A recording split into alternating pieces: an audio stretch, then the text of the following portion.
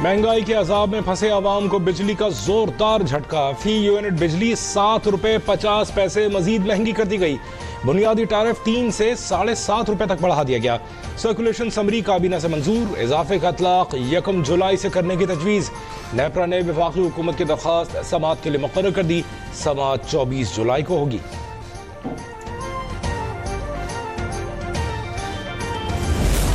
अगर IMF के साथ प्रोग्राम ना होता तो हमें इंपोर्ट्स और कम करनी पड़ती डॉलर बचाने के लिए। उससे फिर क्या होता, सनतों की चिमनियों से धुआं निकलना बंद हो जाता, मजदूर बेरोजगार हो जाते, हमारी एक्सपोर्ट्स प्रोडक्शन वो जमीन बोस हो रही होती। अगर आज हम मिल बैठकर अपने इख्तिलाफात दफन करके अगर हम एक हो जाएं तो फिर कोई मुश्किल, कोई रुकावट हमारे रास्ते की जंजीर नहीं बन सकेगी। IMF प्रोग्राम मजबूरी बन गया था, मिन्नतें करके मुआहिदा बहाल किया। ऐसा ना करते तो कारखाने बंद हो जाते। हमारा मकसद मुल्क को डिफॉल्ट से बचाना था। मुल्क दिवालिया हो जाता तो मुझे जिम्मेदार ठहराया जाता। वज़ीर आज़म शहबाज शरीफ का तकरीब से खिताब। तमाम जमातों को मिसाक मईशत और मिसाक जमहूरियत की दावत। कहा साबिक हुकूमत ने कौम को सिर्फ धोखा दिया। चोर डाकू के बयानिए ने सियासत को तबाह कर दिया, मुआशरे को तकसीम किया। इस तरह की तकसीम पहले कभी नहीं देखी। आइन मुल्क को तरक्की के सिमत पर ले चले। जो कहते कि 300 अरब डॉलर पाकिस्तान से बाहर पड़े हैं, 3 महीनों में मैं लेके आऊंगा। 3 महीने छोड़ के आज 4 साल गुजर गए हैं, एक ढेला नहीं आया। ये पैसा अगर स्टेट बैंक ऑफ पाकिस्तान में जाता तो बिल्कुल ठीक बात थी। यानी काबीना ने वो न कागज देखा न बहस हुई, बंद लिफाफा। और 1-2 वजीरों ने जरूर बात की, वजीर आजम हमें बताएं इसमें है क्या। उसने कहा इसकी फिक्र न करो। नवाज शरीफ को इख्तिदार से महरूम करना मुल्क दुश्मनी थी। 2018 में तरक्की और खुशहाली का सफर खत्म किया गया। दोबारा मौका मिला तो पाकिस्तान को मकाम दिलाने के लिए जान लड़ा देंगे। वज़ीर आज़म शहबाज शरीफ का शरफपुर में तकरीब से खिताब। कहा चेयरमैन PTI बताएं बैरून मुल्क से आने वाले 190 मिलियन पाउंड कहाँ हैं। बरतानिया से मिलने वाले 50 अरब रुपए कौमी खजाने के बजाय सुप्रीम कोर्ट के अकाउंट में चले गए। वज़ीर आज़म ने लाहौर बाईपास, ईसान शरफपुर इंटरचेंज और लाहौर कराची मोटरवे तोसी मंसूबे का संग बुनियाद भी रख दिया।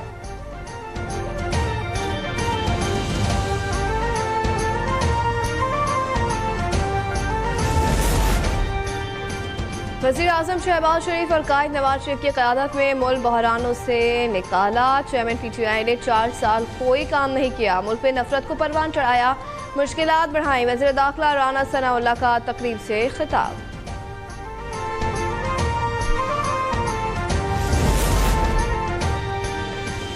वफाकी वज़ीर एहसन इकबाल ने तवील अरसे के लिए निगरान सेटअप के इम्कान को मुस्तरद कर दिया। कहा हुकूमत आईनी मुद्दत के बाद इक़्तिदार से अलग हो जाएगी। इलेक्शन कमीशन इंतखाबात कराएगा ताकि जल्द हुकूमत मुंतखब आए। हुकूमत खत्म होने से 1 हफ्ते कबल मुशावरत करेंगे।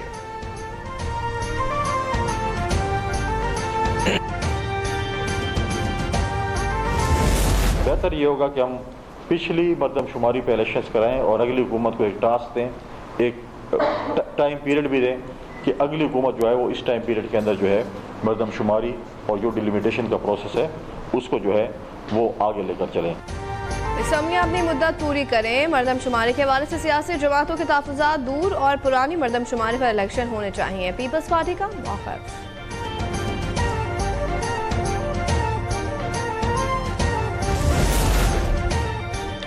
परवेज इलाही के बेटे मोनिस इलाही मनी लॉन्ड्रिंग केस में इश्तिहारी करार। उनके बैरून मुल्क फरार होने पर लाहौर की अदालत ने फैसला सुनाया।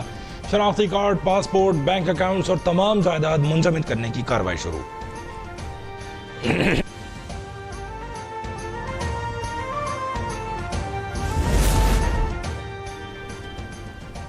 वज़ीर ख़ारजा बिलावल भुट्टो ज़रदारी की ईरानी हमनसाब हुसैन अमीर अब्दुल हयान से गुफ्तगू। सूडान में कुरान मजीद की बेहुरमती के घिनौने फ़ैल की मज़म्मत। दोनों रहनुमाओं को इस्लामोफोबिया का मुकाबला करने और OIC के साथ मिलकर काम करने का अज़म। ट्वीट में लिखा कि ऐसे इस्लामोफोबिक वाक़यात मजहबी अदम बर्दाश्त और इस्तिआल अंगेज़ी को हवा देते हैं। इस किस्म के वाक़यात को किसी भी बहाने से जायज़ करार नहीं दिया जा सकता। रिकॉर्डिंग मंसूबा दोबारा फाल होने पर बलूचिस्तान के अवाम खुश। प्रोजेक्ट की बहाली को खुशाइन करार दिया। कहा मंसूबे की बहाली चागी के अवाम के ताबनाक मुस्तकबिल की जानिब अहसन कदम है। प्रोजेक्ट से आवाम को फायदा होगा, रोजगार मिलेगा, इलाका भी तरक्की करेगा।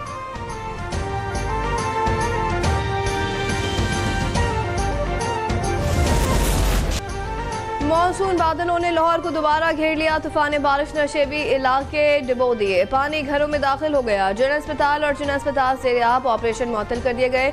गुलशन रावी में 173, जोहर टाउन 156, लक्ष्मी चौक 152, निस्तर टाउन 151 और पानी वाला तालाब में 141 मिलीमीटर बरसात। हादसा में बचे 2 अफराद जान बहक। मुस्लिम टाउन अंडरपास के करीब सड़क पर गहरे खड़े पड़ गए। इस्लामाबाद में भी तेज बारिश।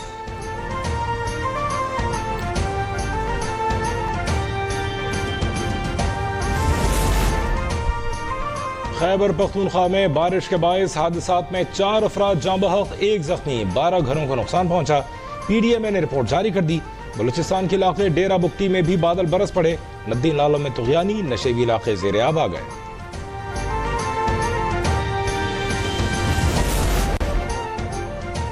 साबिक अमरीकी सदर डोनाल्ड ट्रंप के गिर्द गहरा मजीद तंग। अहम मुल्की और खुफिया दस्तावेजात के गलत इस्तेमाल पर कानूनी चाराजोई का सामना। 31 मुश्तरका केसेस की समाअत अगले बरस 20 मई को शुरू होगी। हर जुर्म साबित होने पर 10 साल से ज़ायद जेल की हवा खाना पड़ेगी। ट्रंप के वकला की नवंबर 2024 में होने वाले सदारती इंतखाबात के बाद समाअत रखने की अपील मुस्तरद।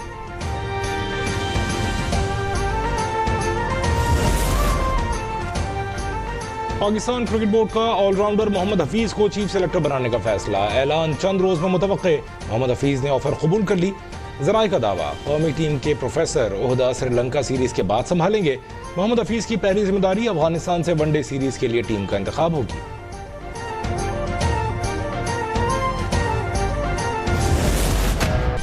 और junior Shaheen emerging Asia cup के फाइनल के लिए तैयार। ट्रॉफी के हुसूल के लिए रवायती हरीफ भारत से मुकाबला कल होगा।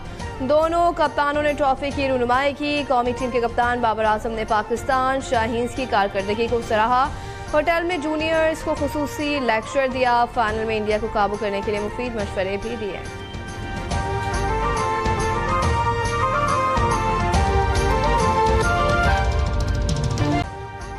अभी सब्सक्राइब करें ताकि कोई खबर रह न जाए।